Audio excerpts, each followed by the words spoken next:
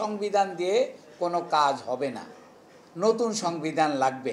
সংবিধান প্রণয়নের জন্য একটা গণপরিষদ তৈরির ব্যবস্থা করা। সংবিধান হচ্ছে বেশ কিছু নীতিমালার সমন্বয় সাধন। এইসব নীতিমালার সমন্বয় সাধন করতে গিয়ে কিছু আইনের দরকার হয়। আমরা যেটা করেছি, নীতিমালা সব বাদ দিয়ে ফেলে সমন্বয় সাধন করার চেষ্টা করছি। আপনি সংবিধান পরিবর্তন করা পবিত্র দায়িত্ব, এর সমালোচনা করা পবিত্র নাগরিক দায়িত্ব, এর সংশোধন চাওয়া, পরিবর্তন, পরিমার্জন এইসব করা আমাদের নাগরিক দায়িত্ব।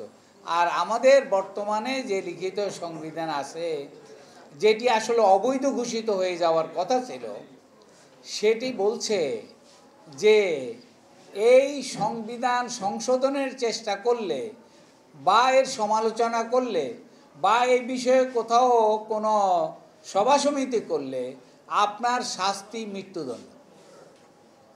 তাহলে বুঝতে পারেন আসলে এটা কোনো সংবিধান না। তো যেই সংবিধানটি সংবিধান না, সেইটা আপনি এখন নতুন করে কি কাটাছেড়া করবেন? কাজে প্রথমে সিদ্ধান্তে আসতে হবে এই সংবিধান দিয়ে কোনো কাজ হবে না, নতুন সংবিধান লাগবে।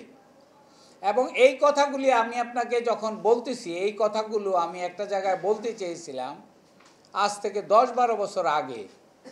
আমাকে সরাসরি বলা হলো যে এইসব কথা আপনি বলবেন না, তার কারণ এটার এই কথা বলার শাস্তি হচ্ছে মৃত্যুদণ্ড।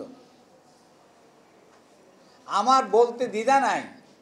আজ এই যে যাকে এই দায়িত্ব এখন দেওয়া হয়েছে, সেই স্বাধীন মালিক আমাকে বলেছে যে এইগুলিও বলা যাবে না।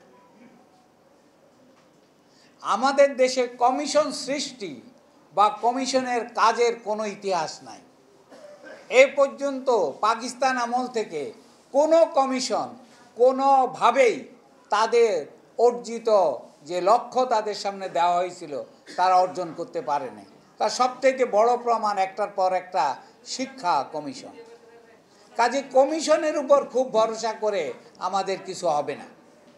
আমাদের যেটা করা দরকার, আমার বিজ্ঞ এখানে যিনি উপস্থাপন করেছেন তিনি একটা কথা সুন্দর বলেছেন যে দেরি না করে আমাদের সংবিধান প্রণয়নের জন্য একটা গণপরিষদ তৈরির ব্যবস্থা করা। এইটা যদি আমরা করতে পারি তাহলে জাতি বেঁচে যাবে। আর যদি এটা করতে না পারি, আমি আজকে আপনাদেরকে সাক্ষী রেখে বলে গেলাম, আমরা এমন এক পরিস্থিতির সম্মুখীন হব যা কখনো আমরা পূর্বে কল্পনা করিনি।